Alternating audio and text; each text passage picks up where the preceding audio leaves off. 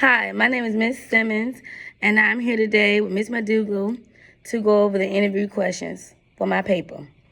All right, she's a first grade teacher from Jamaica. All right, so Miss McDougal, tell me about yourself. I am a dedicated and compassionate first grade teacher who believes in creating a classroom where every child feels valued, supported, and excited to learn. My goal is to help each student grow academically, socially, and emotionally in a safe and encouraging environment. All right, awesome. Describe your personal and educational background. I earned my degree in elementary education and I have focused my teaching career on primary grades. Working with young learners has always felt natural to me. I enjoy their curiosity, creativity, and energy. Over the years, I have continued my professional development through a workshop and training that strengthened my literacy and classroom management practices. Awesome, thank you. Describe a positive core memory from your K 12 classroom experience. One of my favorite memories from my own school years was when my second grade teacher encouraged our class to create our own books. The experience showed me how empowering it feels to have your voice heard. Your creativity celebrated, it planted the seed for my love and literacy and teaching. All right, thank you. Describe a negative core member from your K 12 classroom experiences. In science school, I remember struggling with science and feel afraid to ask for help. My teacher moved quickly through the lessons. I often felt left behind. That experience taught me the importance of meeting students where they are and creating a classroom culture where mistakes are part of learning. All right, thank you. Wonderful. Number 5, what led to your interest in education? I was inspired by teachers who made learning meaningful and personal. I wanted to be a kind of teacher who helps students believe in themselves, discover their strengths, and find joy in learning. Awesome, thank you. Describe your typical workday. Oh, my day start by greeting students and setting a positive tone for the morning. We begin morning lessons and meetings to move literacy and math blocks, incorporating hands-on activities, small group activities.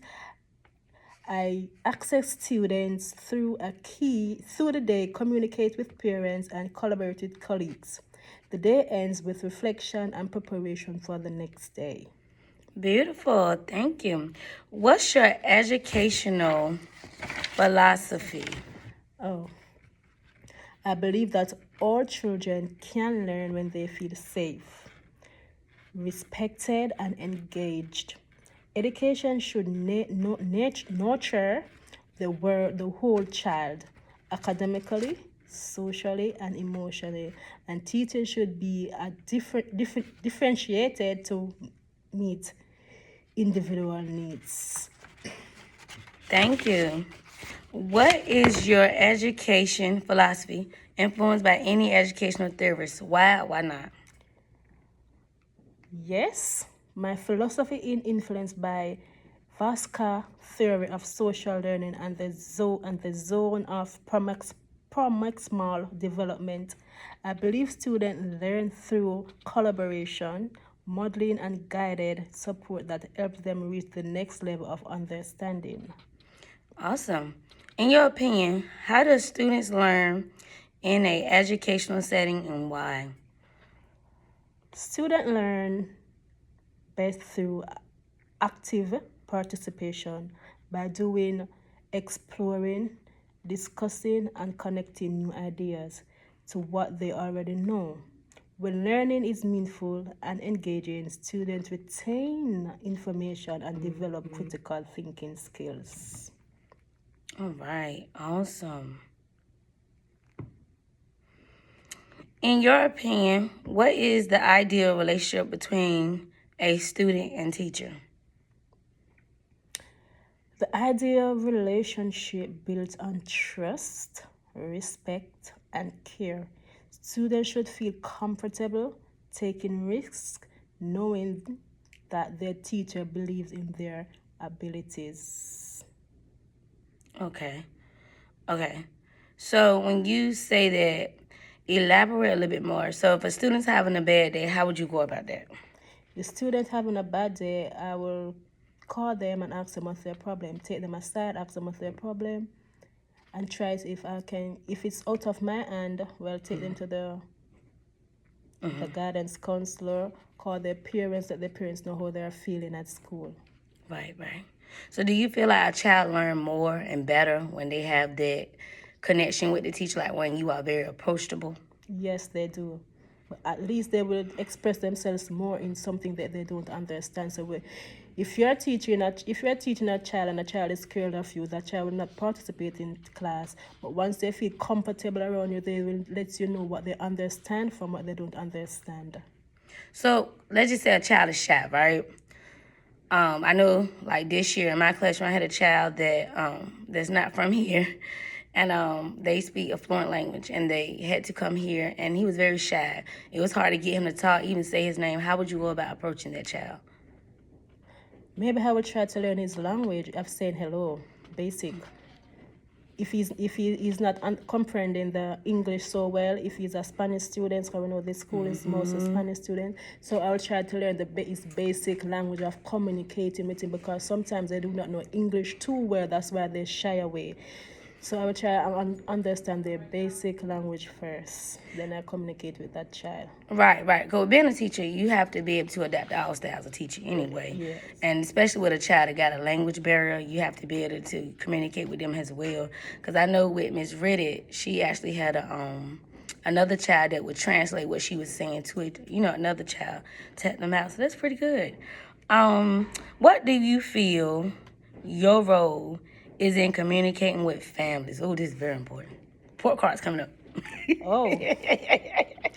My role is to create an open and positive communication so families feel informed, value, and include in their child's education.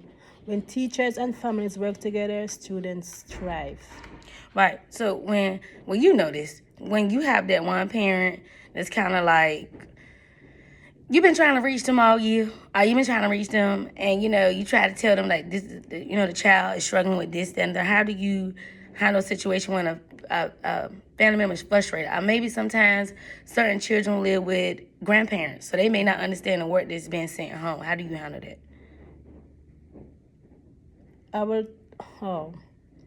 So if I'm reaching out to a parent and I'm not getting through to the parent, and the child live with his or her grandparent, the first thing I'm going to try and see if I can get through to the grandparent, send them a note in the bag or something, have that grandparent call me, or I call that grandparent. And also to aid the child in his or her homework, I will make sure that child understand what she is doing, so she can teach her grandparents or tell her grandparents, so her grandparents can help her to complete her task. Awesome.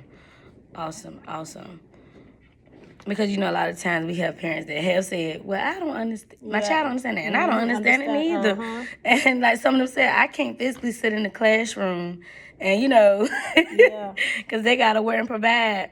So number 12, how often and for what reasons do you communicate with families? I communicate regularly through newsletters, Okay. classroom apps, personal notes, or cell calls. I share updates about academic progress, behavior, and special achievements. And I also encourage parents to reach out to their with questions or concerns. Awesome. All right. How do you assess students' progress? I use a variety of assessments, formal and informal, to monitor growth. These include running records, observations, checklists, writing samples, and classwork. I use this data to guide instruction and provide target supports. Right. So basically like M class, where it actually has the target of where they need to work at and their progress of where they need to be at. Right. Also with progress monitoring, that is very helpful. How do you keep students from being bored? This is a big one because we work with little kids. You know, they get bored quick. They found a way to get up out their seat. Very good. I keep my lessons interactive and hands-on. We use songs, movement, games, and technology to make learning engaging. I also incorporate student interests and provide choices whenever possible. When you say hands-on like games, like what type of games, what typical games would you like display to your students? So if I'm doing a math lesson, we can do the flashcard, addition flashcards. So if I'm doing the math, if we're doing the clock, we can use the clock to tell the time. If I'm doing the money game, we will have a group counting monies, boys against girls, adding and subtracting, adding monies to get the value. Okay. Okay, so incorporating technology. And when you said, okay, we know first grade does a lot of moving, how do you keep them from, being outside distracted? Because, your classroom like mine, you literally have the playground right there. So how do you keep them focused inside your classroom? How do I keep them close? I rearrange the desk. Okay. That's the first thing. I rearrange the deck so they have no access to looking outside. So I will turn their back to the playground here. Where sometimes they spin around in the class. And looking outside. So I will keep focus. Remember, we're inside. We're not outside. Right. Yeah. So what do you do about that student line? I know you got them. Cause mine do it. When we going outside? Oh yeah, they ask that like every minute. When is recess? When it's lunch? When we going outside? When we going to enhancements? I will tell them when the time is right, we go outside. And then you have some I call my little timekeeper that's gonna watch that clock. Yeah, they do. They watch it. Yeah. And I have a digital clock. So that's how they turn around quick. Cause the way I got my classroom is the same way, kind of like you got yours. Yeah. But I don't know if you got a digital clock in here, but yeah, it's on the monitor, but it's right. That time is not right. So when they look and they say, Miss McDougall, it's 12 o'clock, I said that's incorrect. That time is not right. Yes, so you got a timekeeper in your room too. Yeah. I do have a timekeepers. And they lead the flock. They make sure they know, look, it's time to go lunch. Yeah. It is they're time. Always peeping out through the window. The first grade are going down the hall. Where were they going? I got it's the same time. It's lunchtime. They're always peeping outside. Yeah. They be knowing it, but Miss Simmons, I think Miss Reddy or Miss Madura class is leaving.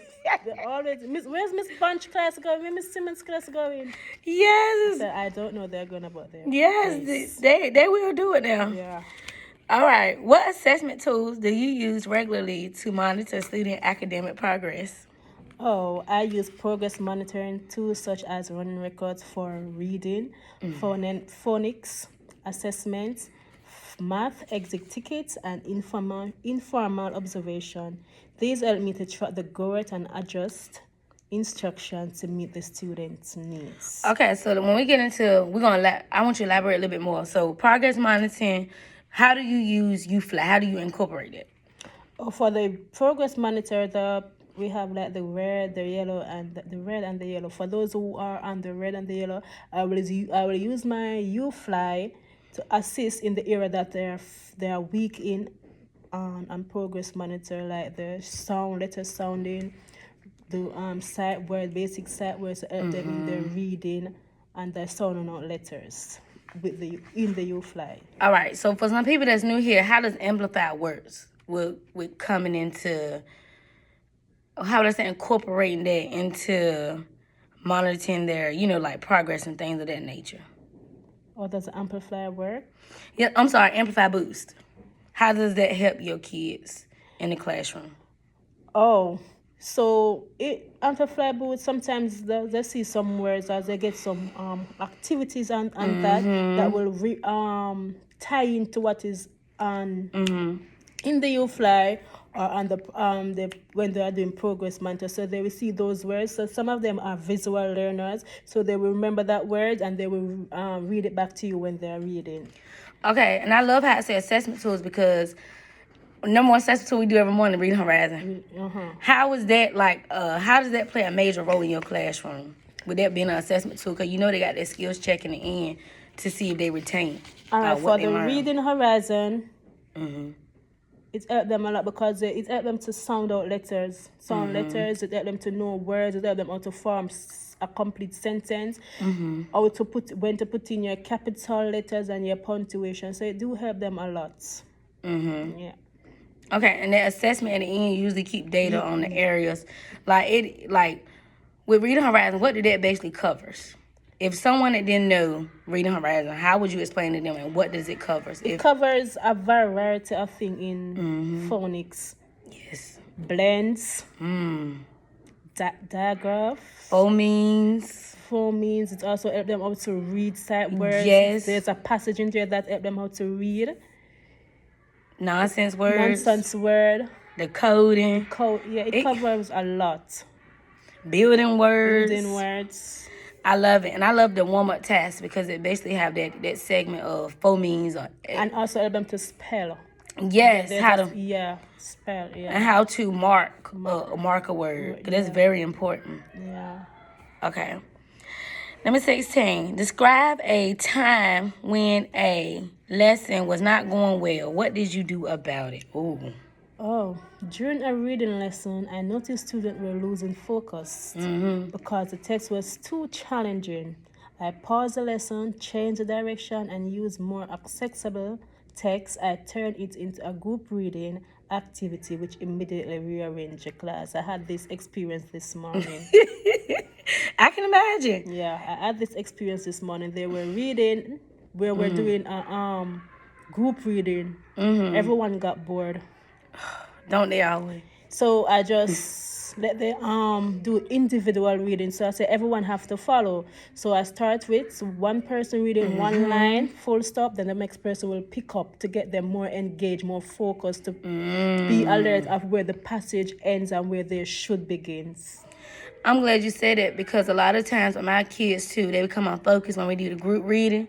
But when you do the individual reading, they know that I know I need to be on my PSQs because I know Miss Simmons may call me. Exactly. And so I don't want to pay attention.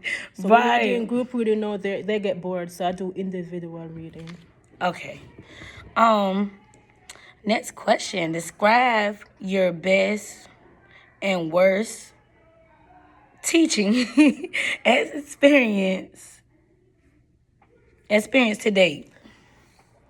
Oh, my best